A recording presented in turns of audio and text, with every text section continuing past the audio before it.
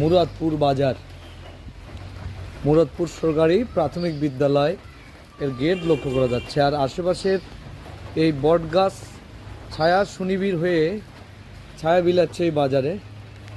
একদম লোকাল একটি বাজার, সরকারি প্রাথমিক বিদ্যালয়, যা স্থাপিত 1986 সালে। পাশেই বয়ে চলেছে ভদ্রাবতী নদী। এই ভদ্রাবতী নদী নন্দীগ্রামের কচুরিপানা। এখানে পানিটা দেখা যাচ্ছে না, কিন্তু বেশ ফুলে উঠেছে পানি বর্ষা মৌসুমে। নদীর কোলে যেন একটা প্রাইমারি স্কুল, মুরাদপুর প্রাইমারি স্কুলটা এটাই মনে করে দিচ্ছে। গাছে ঢাকা শান্ত সুনিবিড় প্রকৃতির কোলে ছুটে বেড়াচ্ছে শৈশব। এমন একটা দারুণ স্কুলের প্রাঙ্গণ থেকে আপনাদেরকে ধন্যবাদ জানাচ্ছি, যেখানে বিশাল সুন্দর আঙিনায় স্কুলের বাচ্চারা খেলা করছে। চমৎকার এই মুরাদপুর সরকারি প্রাথমিক বিদ্যালয়। ধন্যবাদ। বহমান ভদ্রাবতী নদী একদম মুরাদপুর সরকারি প্রাথমিক বিদ্যালয়ের পাদদেশ ঘিসে বয়ে চলেছে।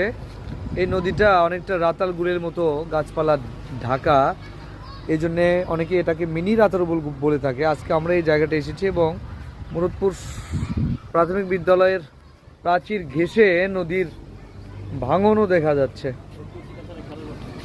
স্কুলটা বেশ সুরম্য মনোরম।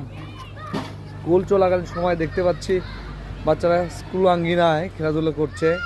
চমৎকার এই প্রাকৃতিক পরিবেশের মধ্যে তাদের শৈশব, দুরন্ত শৈশবের সময়গুলো কাটছে।